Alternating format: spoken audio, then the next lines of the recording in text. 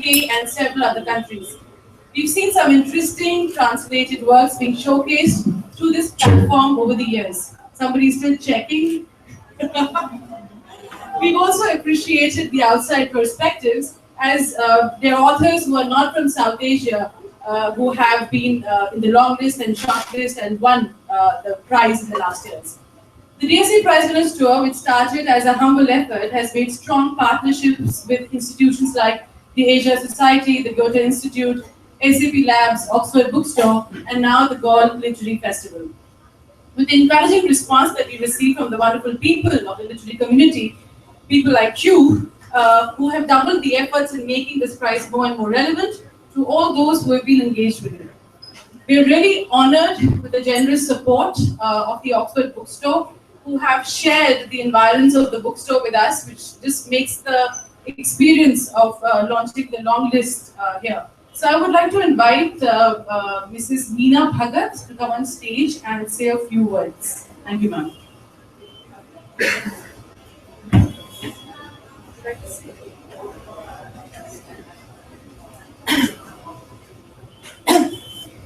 Good evening, ladies and gentlemen. It is a pleasure to be here today, away from my desk at Oxford Bookstore Kolkata, to welcome this informed Delhi audience of publishers, authors, and readers at a very significant literary gathering.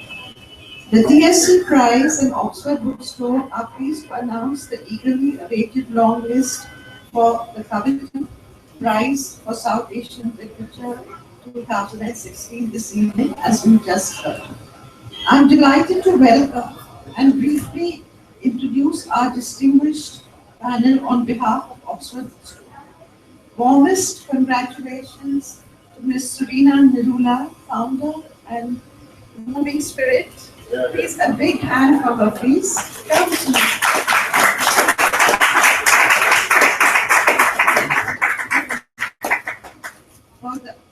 We congratulate you on the outstanding achievements of your initiative. It is indeed an immense pleasure to welcome you to Oxford Bookstore, Ms. Nirula, and we hope that you will visit it every time you visit Delhi. Warm greetings to Mark Tully, eminent journalist, author, and chair of the jury DSC Prize. And a big round of applause for Mark, please. We in Kolkata know him as a beloved honorary citizen, and he visits Calcutta very frequently, and I think he is really missing the pujas, which are about to commence on Monday. And so that I hope to be safely back in Calcutta before that, because the pujas are something absolutely fabulous. So Mark, it's delightful to meet you in Delhi, and wonderful to have you with us. It's also a pleasure to meet several well-known and familiar writers here, Mr. Ricky Darwala, Jeet Thal, and so many others who have been great favorites with us at both Oxford Bookstore in Calcutta and Delhi. I'd like to say a few words about festivals and prizes. One of the great untold stories of modern cultural life is the remarkable ascendancy of prizes in literature and the arts. These force us to reflect on the many spaces of literary history, province, nation, continent, and planet that binds them together. This is a quote from James English from his seminal work, The New Geography of Prestige. As much more than a bookstore, we carry the story of this new geography forward. Oxford Bookstore prides itself on its commitment to create, collaborate, and promote initiatives in the sphere of literature. We believe that prizes and awards are a circulation of cultural value, a strengthening of cultural diversity. Collaborations such as the one this evening are an opportunity for diverse entities to come together to pool ideas and resources and bolster the literature, arts, and cultural sectors. As a bookstore, we have, as a 94-year-old bookstore in Calcutta, we host authors throughout the year, and it's been I mean, we are considered more than a bookstore, and we hope we are fulfilling our role in this endeavor. We wish the DSC Prize for South Asian Literature every success in its endeavors, and we value our collaborations. Thank you so much.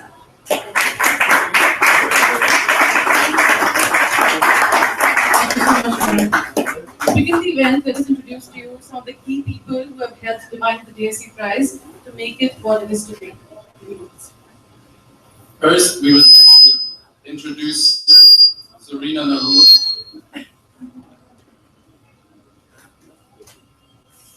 First, hello, does this work?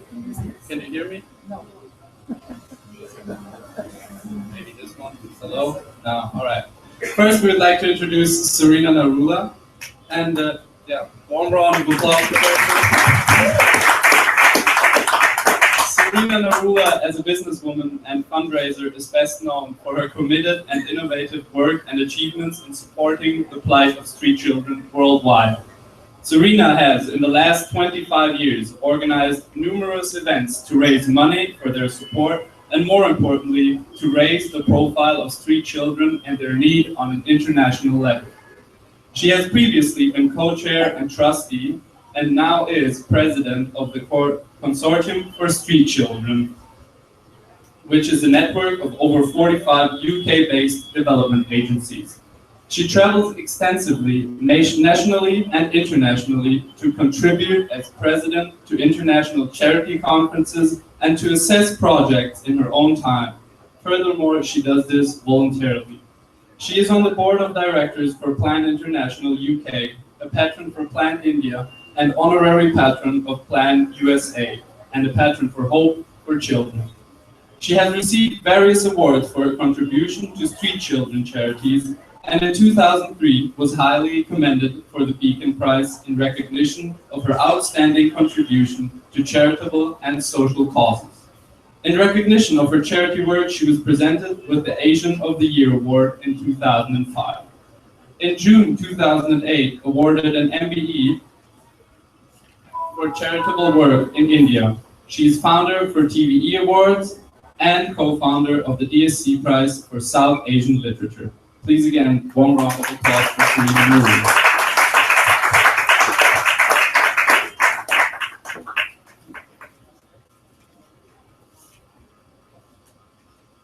A very warm welcome to all of you.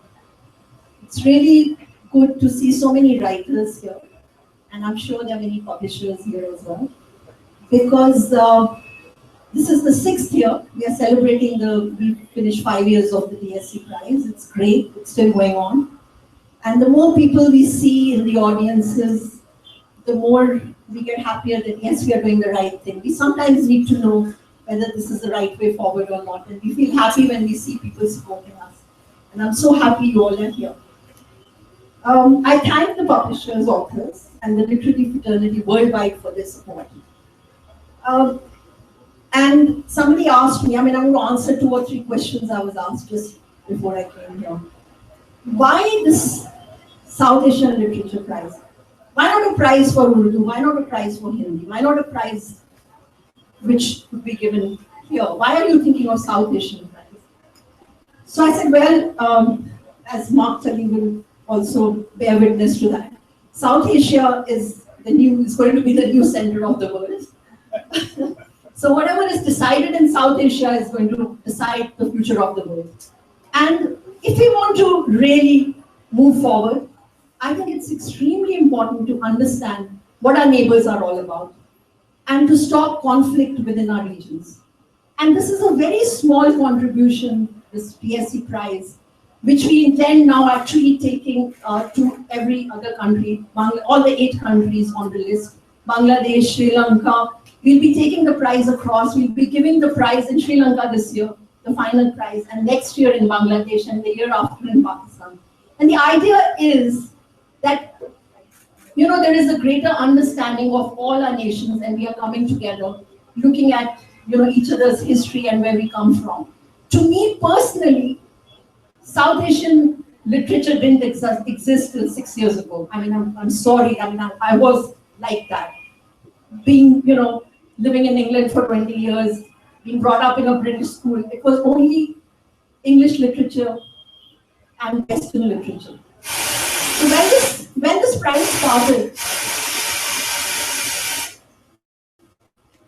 so when this sort of my son conceived this award, I became partner to that. And I started getting, we used to get the 70 books which were sent to all the authors as well. And I started reading at least the Longlist. And after reading it, I realized, I said, you know what, I have much more in common with a girl in Sri Lanka, or a girl in Bangladesh, or a girl in Pakistan. Because I was brought up like that too. Like, we had our restrictions, you couldn't do this, you couldn't do that, the gender issues were the same. I couldn't relate probably to the Western girl, because this is where I belong. And so therefore, suddenly all these countries, became sort of there for me. They weren't visible.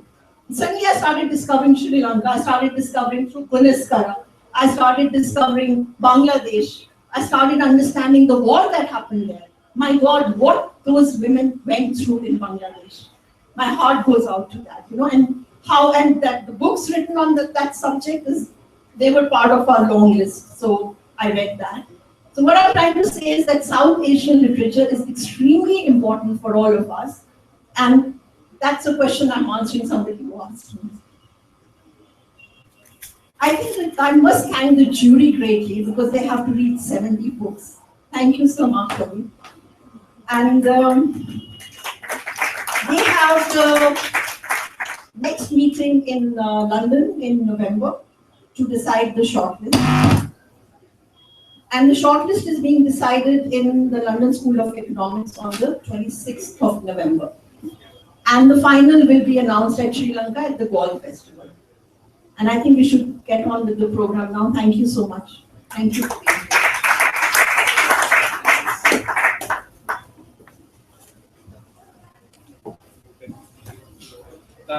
Joining Mrs.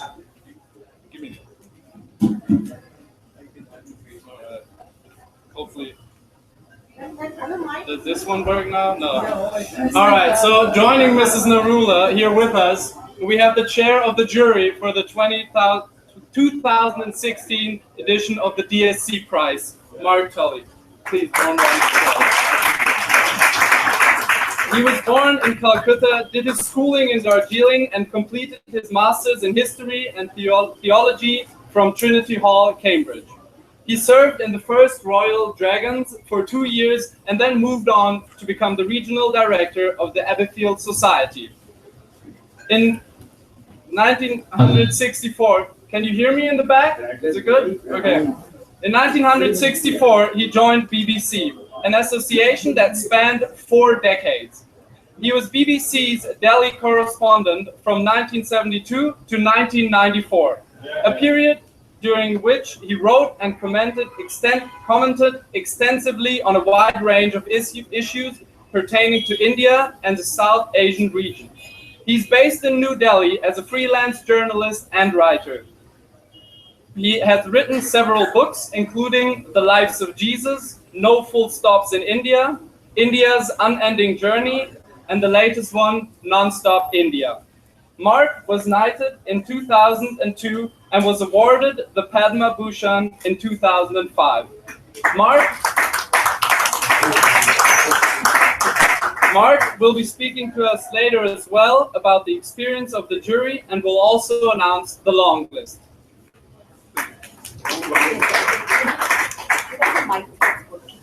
Yes, would you like to speak now? Okay, I think it would be nice if you can share your thoughts on the DSC Prize, the judging process. It'll be, yeah, you can start now.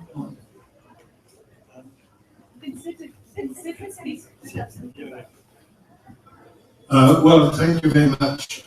It's a great honor for me to have been asked to be the chairman of this jury, and I'm delighted to be sitting beside Serena Narula, who has, of course, been one of the two people who have created this award.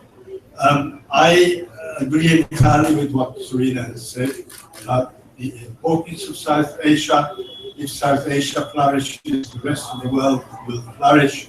If South Asia does not flourish, then the rest of the world is going to face enormous problems. And one of the reasons why South Asia is not flourishing more at the moment is because of the lack of regional collaboration and cooperation. When you look around the world, you look in Southeast Asia and you see the various organizations for collaboration, you see the European model in Europe, and you think of SAARC in South Asia and the very, very limited progress it has made.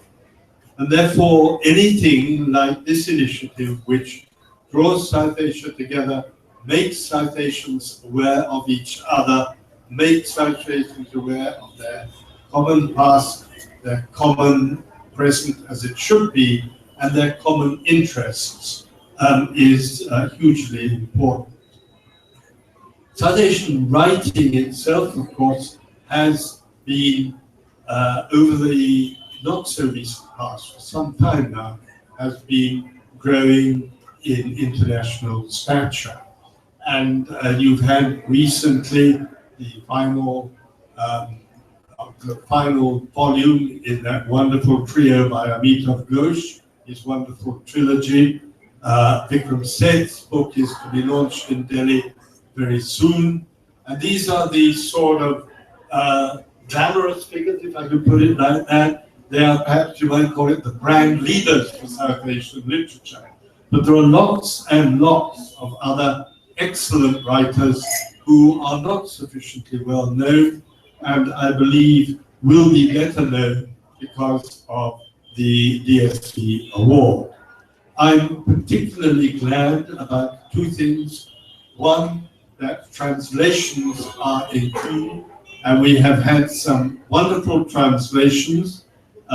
One of them you will find in the Longlist. I can reveal that secret to you. We've had translations not just of modern novels, but also there's a wonderful translation of a Kannada classic as well. And I believe that translations are hugely important because although there is so much good writing in English, there is a lot more good writing in the languages of the region. And bringing that writing to the notice of English readers, English language readers, is tremendously important. I'm also very pleased that there are books from the Northeast, which is one of the least noticed areas of India, and certainly deserves more notice. And I'm delighted by the variety of books as well, which we've had to read. I'm delighted that non-South Asian writers are included, as well as South Asian writers. The subject has to be South Asia, but the writers do not have to be South Asian. If I just very briefly list some of the subjects, we've got love stories, of course, we've got stories about homosexuality, we've got stories about modern India, we've got stories about the cruelties of Delhi, we've got stories about Pakistan.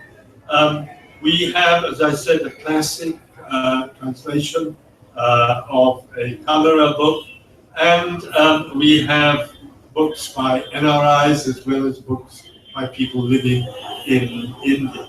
Now, only a few of these, of course, get onto the long list. Even fewer will get on the short list, and only one will be the winner, as you've heard. But that doesn't diminish all the other books which we've had the pleasure of reading.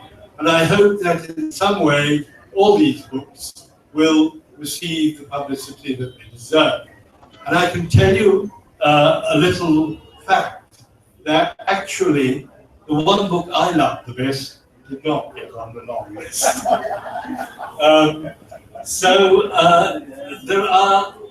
There are wonderful books on the long list, and there are wonderful, wonderful books which haven't made it onto the long list.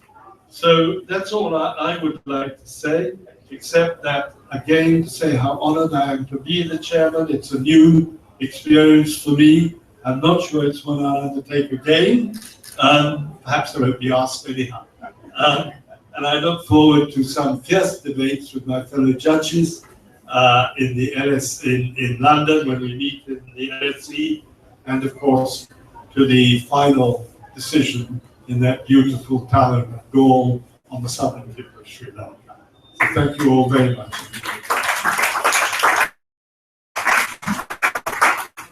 Thank you so much, Mark.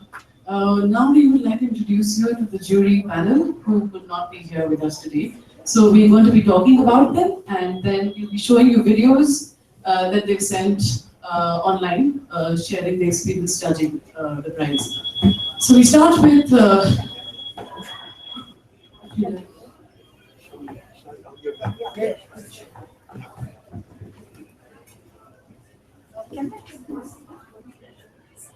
I was also asked one more question before I came here. What is the judging process? And I must say it's a very long process. It takes one full year. First, the secretariat, which is totally independent from us, they send sort of for entries to all the publishers, they write to them. Then the publishers send the books in. There are around 70 to 100 books. Then these books are, then the past jury, our steering committee, and the past authors, we give everybody a chance to give us names of jury members. Then they are selected by the maximum number, the name that is suggested by the secretariat. And that's how the jury is selected. And then the jury is sent those 70 books each to read. And then they have to come out with a long list and a short list. And in all of this process, we as sponsors have nothing to do with it. We don't get involved, so I don't know the long list. I'm looking forward to it. Thank you. It's been really exciting because everybody keeps asking what is the long list, what is the short list, who's the winner. So even within the team, we do not really share. There's only one person who knows. Nobody else has to know, and we've carried that culture for the last 6 years. And I think that makes us special, I think. So we move forward. We speak about Dennis Walder. He was born and brought up in Cape Town and is a graduate of the University of Cape Town in Edinburgh. He was a research fellow and completed his PhD. After a long career writing teaching materials and making radio and TV broadcasts for the Open University, he is now the Emeritus Professor of Literature. He has published numerous reviews, articles, and books on 19th and 20th century literature, including Dickens and Religion, Athol Fugard, Post-Colonial Literature in English, and the best-selling critical reader, Literature in the Modern World. His most recent book is Post-Colonial Nostalgias, Writing, Representation, and Memory, Routledge 2012. He was a panel member for the Commonwealth Writers' Prize in 2011. He's an editor of the Journal of South African Studies. He's a published short story writer, and he's currently working on a memoir. So we will be hearing from him. Hello, my name is Dennis Walder, and I'm talking to you from my study in our house in North London. I'm Emeritus Professor of Literature at the Open University, and I've written a number of books on 19th and 20th century fiction, post-colonial literatures. I'd like to say, first of all, I'm very grateful to the DSC for providing me with the opportunity of reading so many extraordinarily good and interesting novels. What do I look for in the fiction I read? I guess, first of all, they must be readable. They must grip me from the start. Otherwise, why carry on? However, I also feel that they need to interest me for a long time. Novels are generally quite long, and if the reader's interest is not gripped for long enough, then why consider the novel at all? The second main thing I think that novels should provide is subject matter that is of interest, and that is trying to say something about where we are today.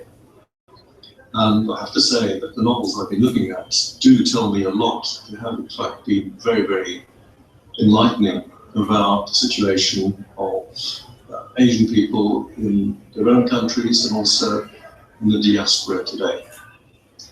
As for judging, I would say that what I try and do is let novels tell me how they want to be judged. I mean, the best novels, as far as I can tell, shine a light on the rest. That's all I want to say for the moment. Perhaps I'll just conclude by saying how much I'm looking forward to meeting my fellow judges and debating with them the virtues of the novels that we're considering. Thanks very much. Bye-bye.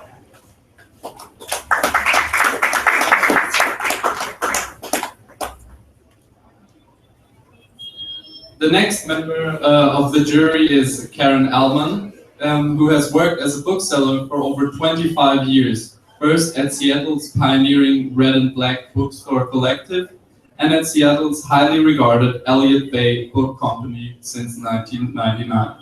She directs Elliott Bay's internationally renowned author reading series, which includes writers from around the world, mainly reading in their original languages, and a good number from South Asia. She is also nationally recognized for her work in noting and promoting excellent literary writing of a culturally diverse nature. She has served on numerous jury and award panels for Hedgebrook Writers Retreat, the Washington State Book Awards, and the Kiriyama Prize, a major international award recognizing literary work from the Pacific Rim and South Asia. She is a member of the Asian American Writers Workshop. Please. Greetings, I'm Karen Allman of the Elliott Bay Book Company in Seattle, Washington, USA. And I would like to say that I am honored and pleased to have been named to the jury of the DSC Prize for this year. I've been really enjoying the books that I've been reading. There's such variety and it's been such fun engaging with the wonderful literary traditions of Pakistan, India, Sri Lanka, and South Asia in general. And I'm loving discovering new writers, and also it's been such fun to encounter writers whose work that I've been reading for a number of years. I look forward to the festivities at the Literary Festival of the Gulf, and I look forward to further deliberations about these wonderful novels.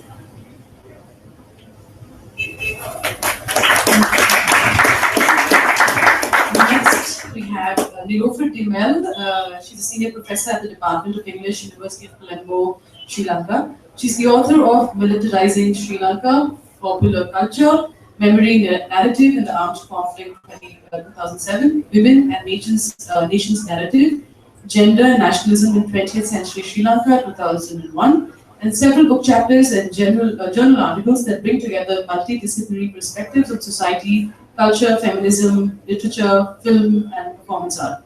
She was a member of the jury of the Commonwealth Writers' Prize, Euro-Asia region in 2008, and has served on several juries at film and theatre festivals. She holds a PhD degree from the University of Kent at Canterbury, UK, and has held several distinguished visiting fellowships at the international universities, including Yale, New York University, Rutgers, and the 5 College Women's Studies Research Center, USA. I'm Nilofer Dimel, and I live in Colombo, Sri Lanka. I'm senior professor at the Department of English, University of Colombo, and apart from my teaching and academic research, I'm also a literary film and theatre critic and an avid reader of fiction. This year, the DSC Prize has had 76 entries. And this indicates not just the volume and range of fiction set in South Asia, but the region itself as a very rich source of inspiration for storytelling and comment. We have had stories set in the rapidly urbanizing cities of South Asia. We have had tales of what happens in its everyday bureaucratic media political officers and its jails. We have had journeys through its forests and mountains, tales of everyday life in its conflict zones, stories that draw on its rich store of folk tales, and also its historical eras and past in ways that speak to the present. And also stories of South Asians as migrants who, as they go back and forth between their new Western homes and ancestral ones, also undergo a journey of self-discovery. The DSC Prize, therefore, plays an extremely valuable role in bringing together all of these storytellers and their tales onto a common platform of literature set in South Asia or originating from South Asian lives, histories, and identities.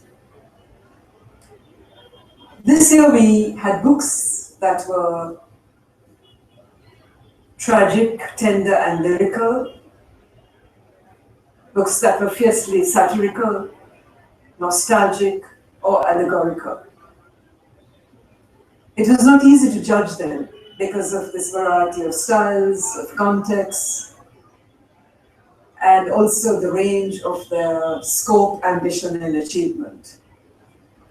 But the novels that have been longlisted for the DSC Prize today have made the cut because they have given us evocative characters and experiences, have been insightful, and have had a good sense of craft.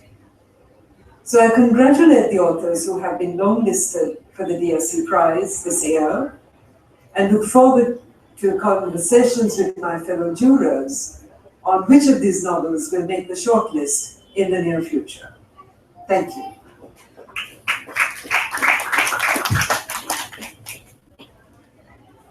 We're also really happy to have Syed Mansoorul Islam on board as a member of the jury. He is a fiction writer, translator, art critic, and curator.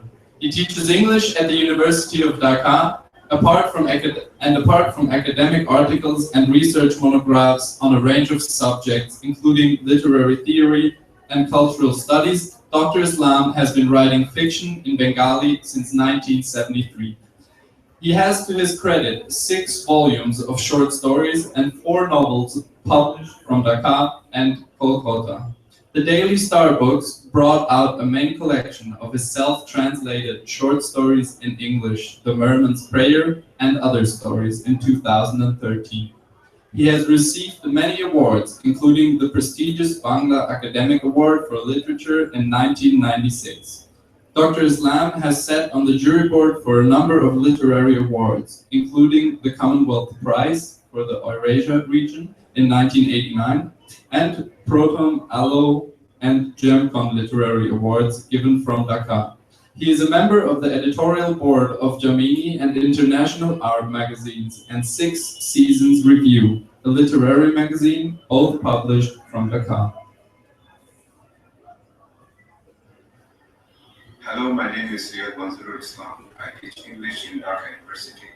I also write fiction, mostly short stories in Bangla, which is my mother language.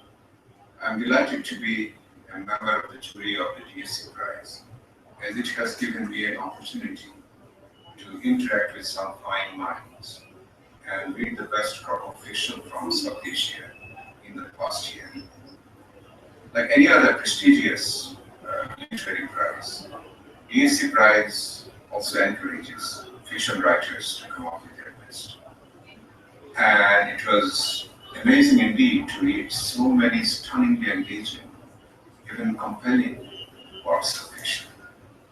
I found the language and the style, the rich variety of themes, the daring experimentations, and the quality of imagination in these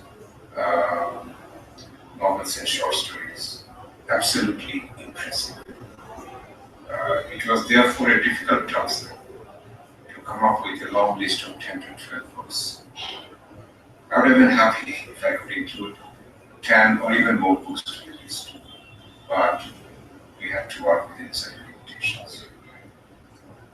Frankly, the lines separate one good novel from another was so thin as to be practically coexistent. Still, we had to draw the line. The jury members agreed to each compile their long list and send it to the chair of the committee, who make a final compilation in consultation with us. And announced the long list in Delhi in October.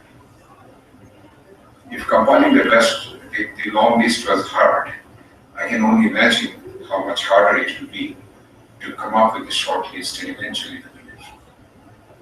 But fortunately, this time for the short list, all 5 of us will work together, and I'm sure we will have many pleasant experiences of reading these great books to share.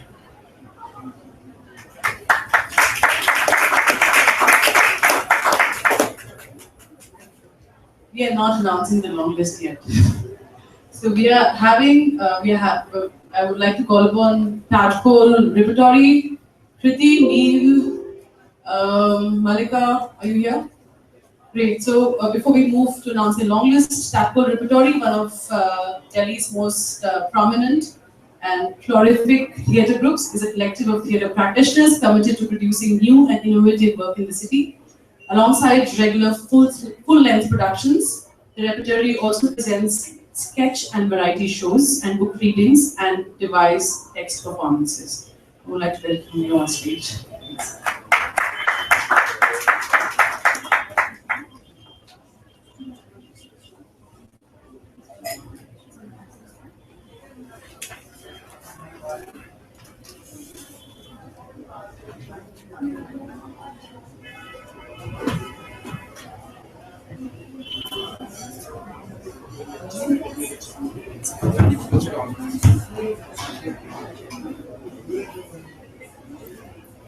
Hello, good evening.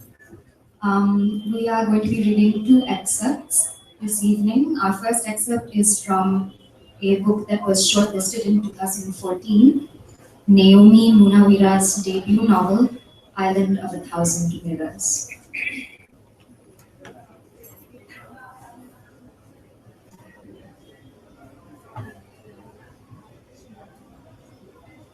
I hear a familiar step outside. Mrs. voice.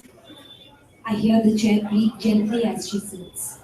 I see her in my mind's eye. Miss in her deep red sari, the molten drops of her tiny gold earrings catching what little light is there in the darkness of her front room. Her hands carving elegant gestures and the long thick braid shaking as she asks Amma if I'm all right, if anything has happened to me, if she can help in some way. I hear Amma say, No, of course nothing has happened to her. What could happen? The girl is fine. She has just been a little sick. But soon she will be fine. Miss isn't convinced. She says even if something has happened, it's all right. I must return to school immediately. Start studying for the teacher's examinations that are coming fast. She will help me catch up on all the weeks of lost work. She says she has brought my books with her. They sent Lakshmi to fetch me, but I pushed away her small desperate hands. I don't want Miss to see the deep shadows beneath my eyes, the dark blossoming marks on my wrists and neck. I can't bear to have her smell the men on me. She thought I was like her, and I believed her. I thought I could take her place at the blackboard, live in a little house. But I'm not like her at all. I've slipped into some other place that exists alongside this one. A place no one else knows about when men can take girls, rip them open and bury a kind of corruption in their flesh. I feel it now, this other thing buried in my flesh, marked by the smell of them. I know this thing will not go away. So I lie with my head to the wall, waiting for Miss to leave. She stays for so long that I start to think, Maybe she wouldn't mind so much about the smell. I'm willing my legs to move, my head to rise when I hear her say, Okay, well, maybe you tell her I was here. Tell her I'll be waiting in the school for her. She must come back. She's a very talented student, you know. One of my best. I hear her steps on the veranda, and then she's walking down the mango tree where she has leaned her bike. I see her ride away in my mind's eye. I watch her until she is only a streak of vermilion against the green banana trees and a tall waving palmyras, and then she's gone, and I'm truly alone. Lakshmi brings the books into my room. They lie in the corner for days, calling in first soft and then strident voices. When I can no longer ignore their summons, I crawl to them, insert a finger into one, flip it open. By the dimpled afternoon light, I survey the numbers, wait for them to cast their usual spell over me, to enmesh and submerge me. I stare at the page. It is easy material I mastered years ago. My own precise and neatly rendered solution on the right side of the page. But now, the long rows of numbers are a foreign language, a blurring, messy heap that will not disentangle into order. I try to control them, but the numbers look like bits of debris fallen across the page, accidental and lacking order. I know then that the teaching certificate has slipped through my fingers. I leave the books in the corner. Sometime later, they are gone and I do not ask for them.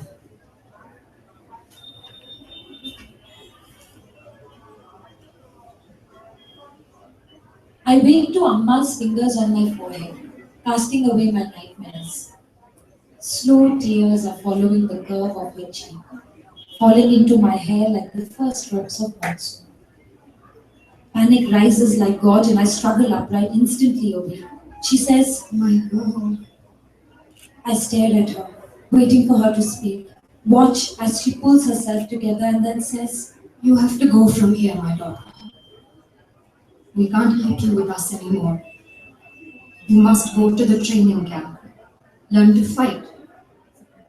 Become a hero. And realizing that this is not the trailing end of a nightmare, I grasp her hands. "Please, Amma, please, let me stay with you." Think, my girl. What will you do here? What man will take what the soldiers have spoiled? Who will give their son for your sister? If you don't go, you will ruin us all. I beg for my life. "Amma, please, please, let me stay with you." You must go. Show people that you are a good girl. If you don't go, no one will believe that you were taken by force. They will say, she is not even angry. There is a checkpoint close to the house and she must have encouraged them in some way. We will lose all respect. You must go. It is the only way. She gets up, shakes off my clinging, reaching hands. I have packed your things. Appa will take you to the camp after you eat. In the other room, Appa and Lakshmi are eating. Bits of roti, the crunch of an onion. They will not meet my eyes. I stagger outside. It is half dawn, the sky swathed in night-chilled ribbons of pink. I look into the blind open mouth of the well. There is one way out. Parvati's way. I drop the bucket into the well, hear it boom against water. Pull it up, hand over hand, heavy and sopping, rough rope cutting into my fingers. I splash cold water against my gasping face, lift the bucket, pour water through my hair, molding my cloth to my skin. Shivering, my bare toes digging into this wet bit of earth. My ears open to the cry of the water birds high above, the stir of the mango leaves, brownie barking somewhere. She is sending me away. When I get back inside, Amma is waiting with scissors in hand. I sit on the ground in front of her and she takes them to my hair. Appa and Lakshmi watch silently as rows of wet hair fall all around me. She cuts until my nape is bared. until my head is suddenly light, suddenly airy, the weight of all that hair, 16 years of it, lifted off my head, my shoulders. Behind me, Amma is crying, but I am tearless now.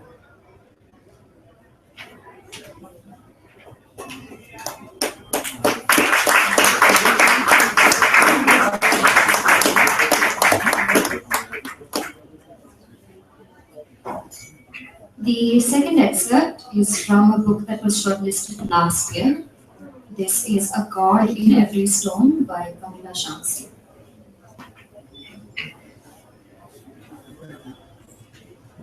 For the first time he'd ever known, the street was completely silent, its doorways closed, but he saw the curtains move as he walked its length, and ahead of him a door opened and a woman's hand, flicked at the wrist, urged him to approach. The sound of booted feet, the screams of dying men drew closer as his rapid strides made up the distance between himself and sanctuary. The door closed behind him. He was in a room that he might have been in before, large enough for a bed with frilled covers, in the company of a woman with whom he might have lain upon it, though it was impossible to know. The makeup, which disguised rather than enhanced the courtesan's features, was absent, so she was just a tired woman past youth, a bruise beneath her eye. The curtains, identical to those which covered the back walls of all the courtesans' rooms, were open, and for the first time he saw there was a doorway behind. Always viewing the women along the street as rivals, he had never thought that their lives were interconnected, and now he struggled to imagine what they might say to each other at the end of a working day. Did they compare?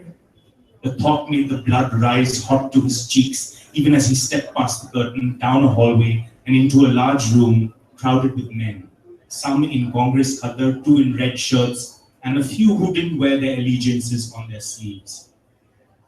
The room itself was simple and homely, bolsters and rugs along the floor, repeating motifs of flowers painted in a strip along the wall, faded and peeling, but only slightly. Some of the men sat with their heads in their hands or stared vacantly ahead, but most of them spoke to each other in urgent whispers, which broke off when Kayam entered the room and started up again when they recognized him as one of their own. We are trying to understand why they sent in the armored cars, a Congresswala said as he made space for Kayam to sit down.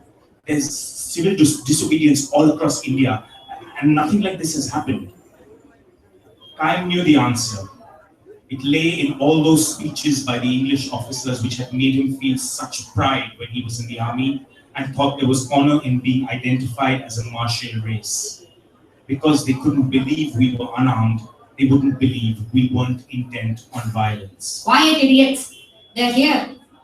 Even the men who hadn't heard the words of the grey-haired, hard-faced woman fell silent. Into the void where their voices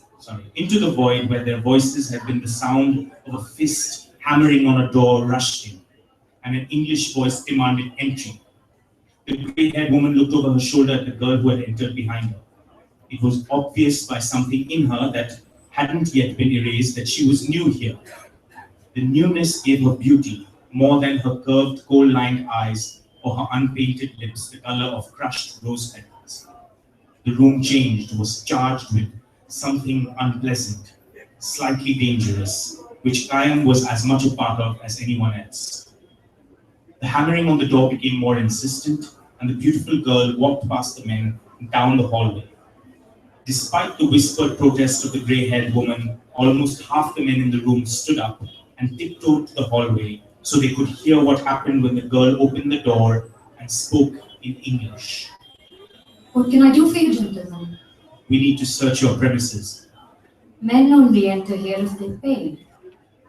Although so many of you, all the girls will be exhausted by the end of the day. We are looking for... I know what you're looking for. It was impossible to know what she did next. Perhaps the words, their tone of power, understood even by the men in the hallway who didn't know English, were enough. The English officer said nothing more, and before the girl had returned to the hallway, the soldiers could be heard marching away. One of the men caught the girl's sleeve as she passed by him. She's not working. The grey-haired woman said sharply, I'll pay double. Your people called for a strike? Well, we're observing the strike here. Triple, then. The grey-haired woman looked around the room at all the men.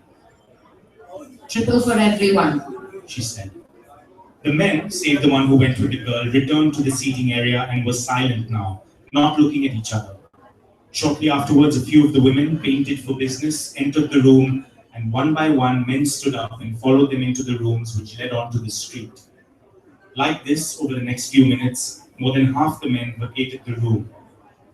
Kayam, looking around at those who remained, wondered how many sought their pleasures from other men, how many stayed away from courtesans for reasons of morality or fidelity, and how many were hoping that an option might enter the room. When the next group of women walked in their number included the one he'd been waiting for, who he visited almost exclusively because years of going to her had made their relationship something more than transactional.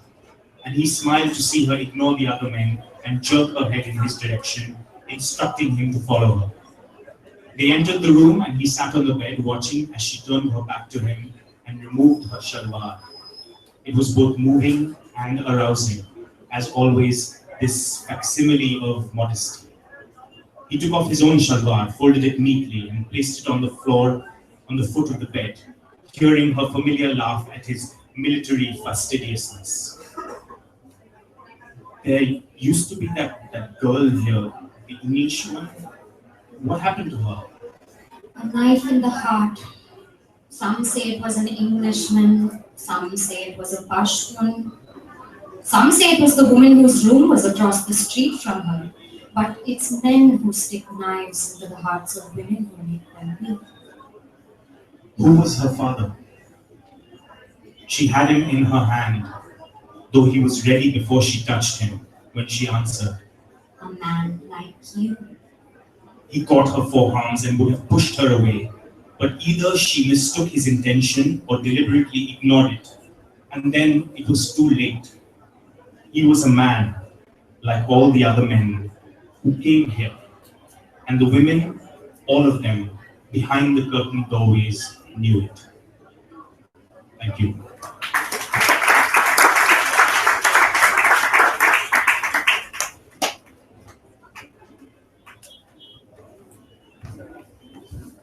Thank you so much, guys. Thanks. Now I would like to call Mark to announce the longlist for the DSC Prize published in 2016.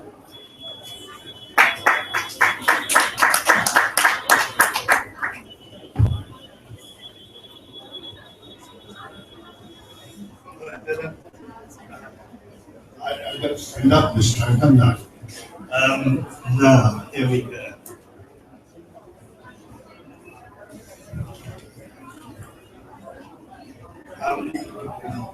This is the longest list in alphabetical order. We've already heard how we reached this list, the difficulty with which we reached this list, and we've already heard how many excellent books there are which did not make the list. As I said earlier, I'm particularly glad that one of the books is a translation. Two of the books are first-timers, and one of them is by an American author. So here we go. The first book, in alphabetical order, as I said, is by Atish Tassir, The Way Things Were. And it should come on the screen. Am I in the way? The second book is by Akhil Sharma, and it's called Family Life.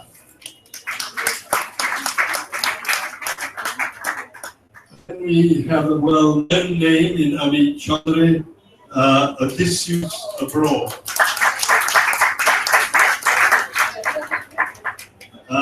And then we have Anuradha Roy, Sleeping on Jupiter. And that is followed by the translation, which is K. Almira's Hang Woman, which is translated by J. David Cup. And if this one reaches the final top, the prize will be shared between the translator and the author. And then we have Minori Saigoda, one of the newcomers' first novel, A Little Dust in the Eyes. And then Mirza Wahid, The Book of Gold Leaves. And this is an American author, the next one, and again, she's a first-timer. Monica Byrne, The Girl in the Road. And then we have Neil Mukherjee, The Lives of Others. And Raj Kamal Jha, She Will Build Him a City, which those of you who live in Delhi will find rather alarming. And then lastly, another first-timer, Sandeep Roy, Don't Let Him Go. Seems to be a powerful, popular selection, that one. So that is the list, and as you've heard, that will then be reduced down. There's 11 books on that list. That will be reduced to 6, and finally to 1. And it's going to be a very difficult task for all of us. Thank you all very much indeed.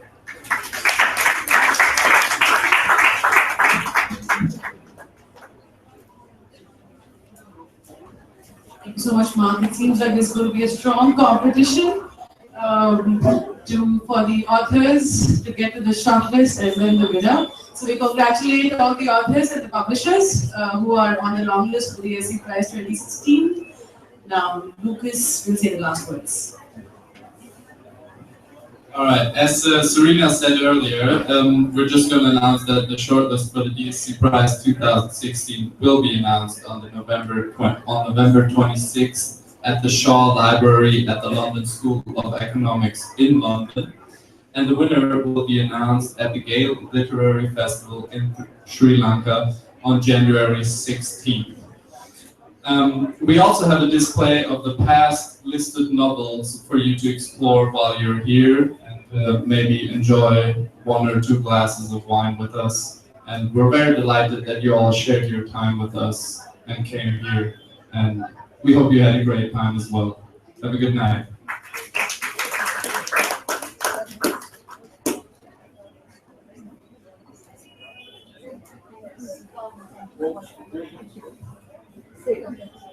Thank you so much who have helped us to put this together.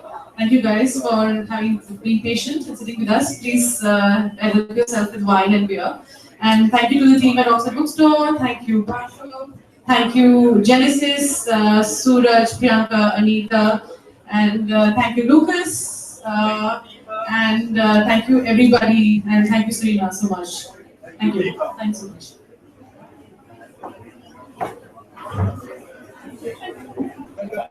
So now the next year. Yes. Now you can reveal it. Which was your favorite that they couldn't even make it for long?